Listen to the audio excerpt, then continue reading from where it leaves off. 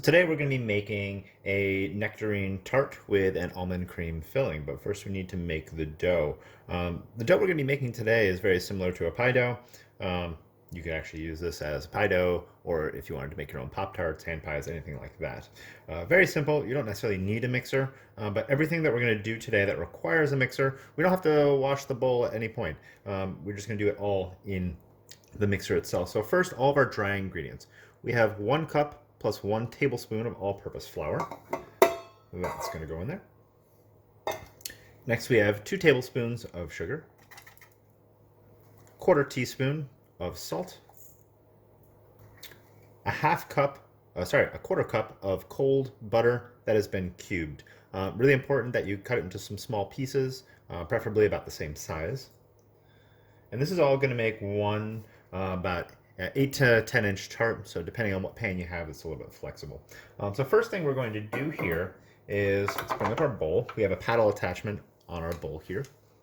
And we're going to mix that just until that butter kind of breaks up a little bit. All right. Once it breaks up a little bit, we're going to go in with our water. We have 2 tablespoons of cold water. That's all going to go in. Now, yes, with a small amount of dough like this, we could just use a bowl and do this by hand. But the more hands-off we can be, my bowl is relatively cold right now as well. Make sure your bowl is not warm. The flakier and more tender your dough is going to be. So we're really going to turn that up. Again, just until it starts to come together. And then we'll finish this off by hand. It's going to get pretty crumbly, and that's perfectly all right.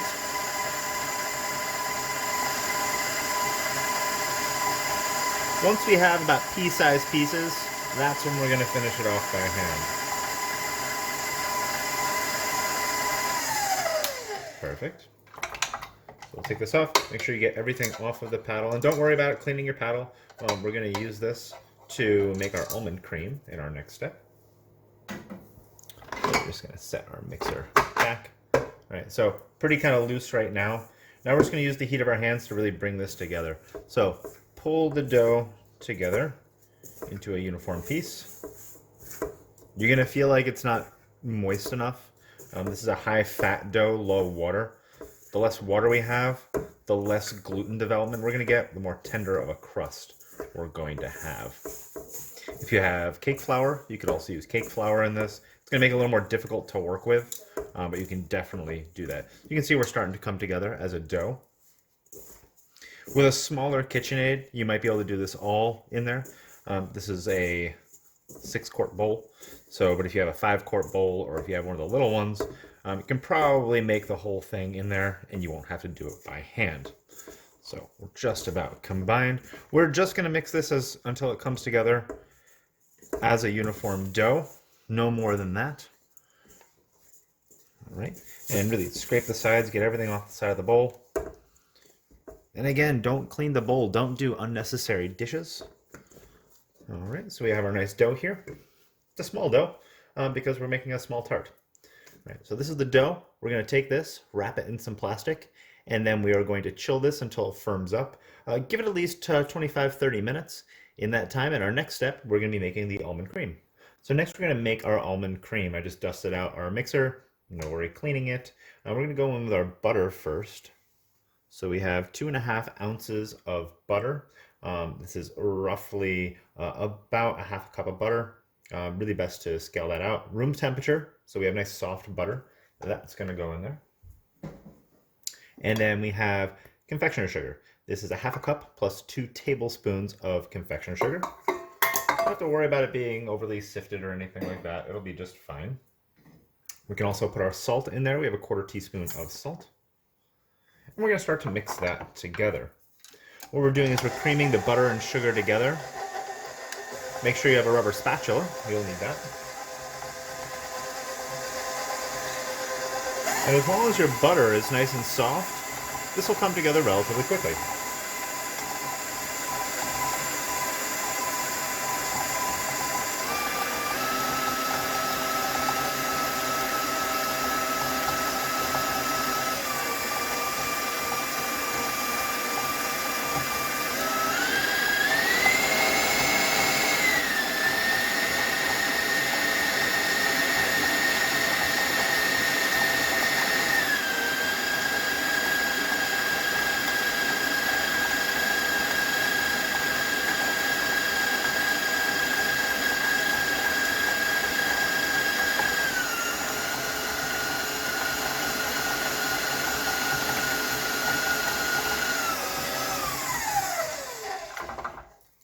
Once it's just about done, this will be about 3 minutes later. Make sure you scrape everything down. You might have, especially in a large mixing bowl like this, you might have a little bit of product on the bottom that didn't quite get incorporated. Try to keep all the ingredients down in the bottom. We're looking for that butter to get a little light and fluffy, dissolve out all of that sugar. So we'll send it around just one last time, just to make sure everything's really well incorporated.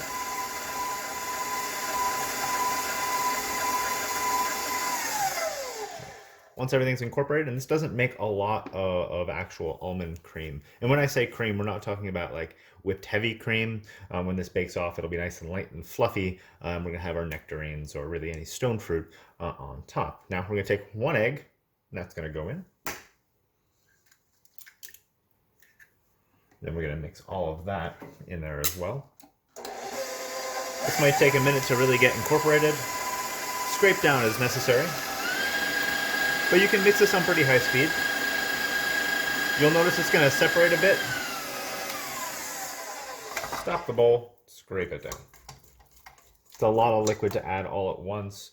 You could crack the egg, mix it up, and then add it in portions as well. Nothing wrong with that. We're not making a cookie here, so as long as we have a nice homogeneous filling when we're done, that's really what we're going for.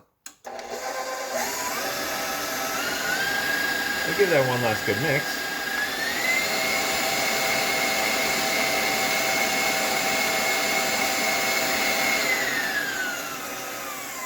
We can now add our flour. That'll really help bind this all together. Make sure it all gets down there into the bottom. Good scrape down. Every time you stop it, scrape it down. It's kind of a good practice to get into. And when you scrape off your spatula, scrape it on the bottom of the paddle. That'll kind of keep everything down towards the bottom. So we're going to incorporate that all together. And that should really take the rest of the egg in if it's still a little separated.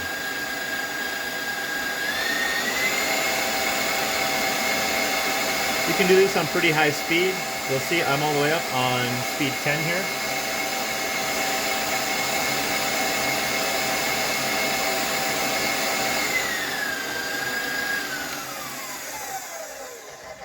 Scrape it down one last time, send it around, and then we'll be ready to add our almond flour. What's nice about these quarantine times is almond flour is still on the shelf. So while you might not have a lot of flour itself, if you've got bread flour, use that. If you've got all-purpose flour, use that. If you have cake flour, that'll work in this recipe as well. But it's pretty easy to get your hands on almond flour. You can do this with hazelnut flour, coconut flour, any type of nut-based flour. You can use pistachio flour if you really wanted to. All right, we are good to go. We're going to go in all of our almond flour all at once. Push this right off the side. We're going to mix this until it comes together. You don't really have to worry about over-mixing it because we don't have any gluten except for those 2 tablespoons of flour. The odds of over-mixing this are really low. But do make sure everything is blended very well and nice and homogeneous. Now, since it's such a small amount, I'm going to finish mixing this by hand. So I'm going to take my paddle off, take my bowl off, scrape all of this off. And you might be tempted to, eat all the batter off. Don't do it. All right, this makes exactly what we need for our tart. So resist the urge to clean the bowl. So we've got a little bit of almond flour that didn't get incorporated because we have such a big bowl. So we're just going to incorporate that by hand. So once we have a nice uniform texture here, that's what we're going for. At this point, once your dough is done, we're going to be going into rolling out of that dough, and that will be in our next segment. So our last segment here, our dough has firmed up a bit. Doesn't have to be completely like a rock here. You do want it to have a little bit of flex to it. I have a Silpat down. You could also use parchment paper, whichever you're kind of feeling. A little bit of flour. Flip it over. And set that plastic aside. A little more flour on top. Grab your rolling pin of choice and we are going to roll. Now you don't want to do this straight on the actual counter because we're going to be rotating this. What we're going to do here is we're going to roll back and forth, rotate this a quarter turn,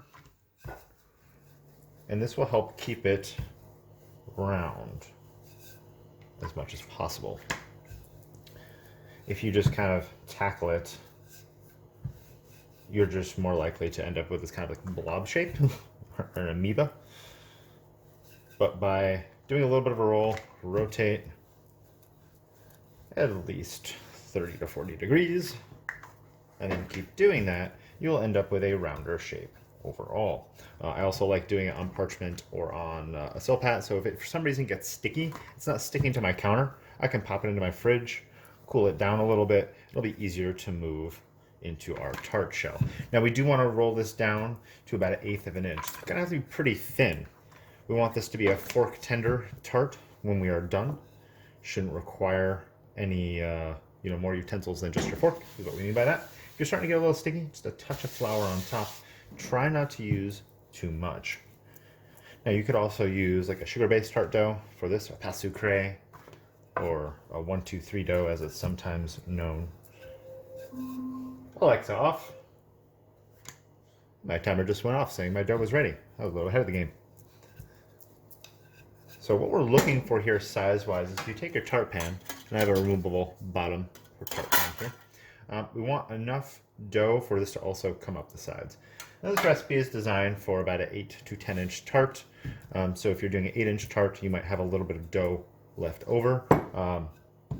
If you're doing one of the larger tarts, you'll have exactly what you need. So I've got a 9-inch tart pan here. I want to make sure we have enough where we don't have to do a patchwork when we're done. All right, that looks good. Always double check that you're gonna have the right amount of space. So what we're gonna do here is I'm going to pick up my dough. Ooh, don't want it to fall off quite yet. Set this aside for just a moment. Bring in my tart pan. All right, and what we need to do is gently flip this over. Grasp this really well, 2 hands, pick it up. We're gonna come down right across the top. And you should be able to peel this right off without any issues. Now what's really important here is we need to set it down into the corner itself. So if you don't set it down into the corner, you're gonna end up with a little air pocket and it will break during baking. So it's very similar to making a pie. So we're gonna set that all the way down in the corner and then press it in. We're gonna do that going all the way around. Rotate as we go. Make sure you're really getting down in and creating that 90-degree angle. Big difference between a tart and a pie is a tart has straight sides up and down. It really is kind of the big difference. It's more of an aesthetic look than everything else. Typically, tarts are not going to have a 2-crust pie as well, top as well. So we're going to get this all in there. If you end up with a spot like this where it doesn't want to like really quite combine, you can press it in there. Nothing wrong with that. We shouldn't have a lot of shrinkage to the dough when we're baking off this because we're not having to develop a lot of gluten or anything. So we're just going to very gently press this over the side. Use our rolling pin to roll on the top, both directions, and that should break off all of your dough. You can save this dough, wrap it all back up, pop it in your freezer, and it'll be good to go to make another tart another day. You could add it to finished dough, and you'll be good to go. So I've got my plastic still here. Ball this all back up, press it down. Just make sure you label what it is. Small amount of dough like this can easily get lost in your freezer, into the abyss that is your freezer. Okay, so next step, do make sure that your dough is pressed to the sides. We're gonna dock our dough lightly, so we're just gonna take a fork and go around. Not too much, but just a little bit. We don't want the bottom of the dough to kind of souffle up. Your almond cream is not that heavy, so it's very easy for this to kind of souffle up and then it comes down and it cracks and not good. That almond cream that we had, all of that is going to go into our tart here. Make sure to use all of it. This is why I told you don't lick the beater, don't lick the bowl, don't lick the paddle. Whatever you're using to make it, don't lick it. We need it all. Makes exactly what you need. Now here you could take a spoon, but if you have an offset spatula, that would really be best. We're just going to spread this around nice and even. Now this will rise up a little bit, but I like having this little edge here with our final bake. So spread that all around as even as possible.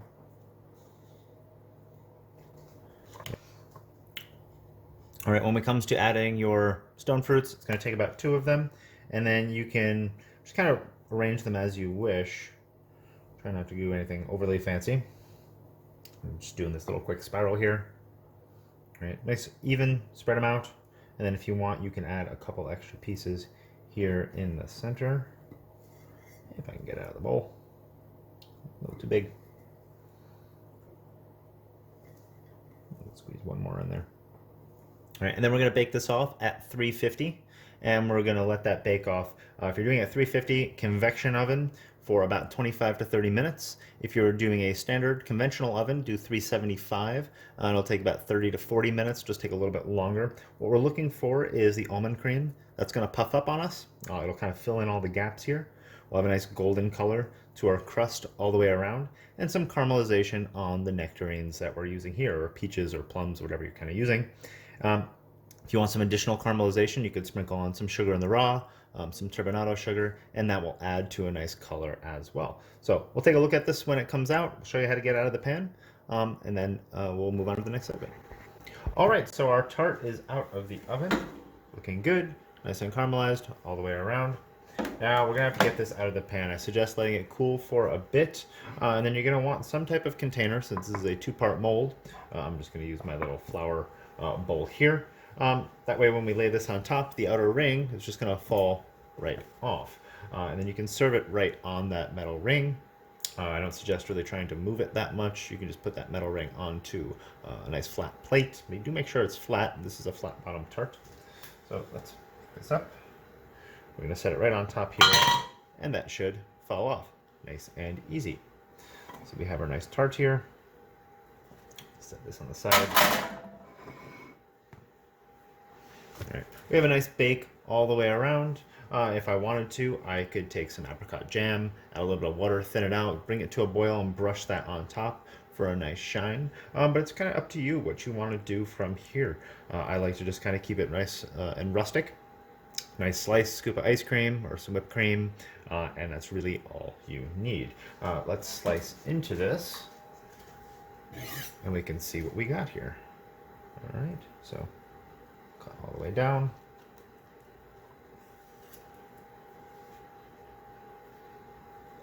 And we have a nice little slice of our tart. All right. So that's what we're looking for. Nice bake all the way through. The nice almond flavor kind of goes throughout. If you're allergic to almonds, you can use any nut flour, coconut flour, anything that you're kind of really feeling. Just regular flour with gluten won't quite work. So if you have any questions, feel free, reach out.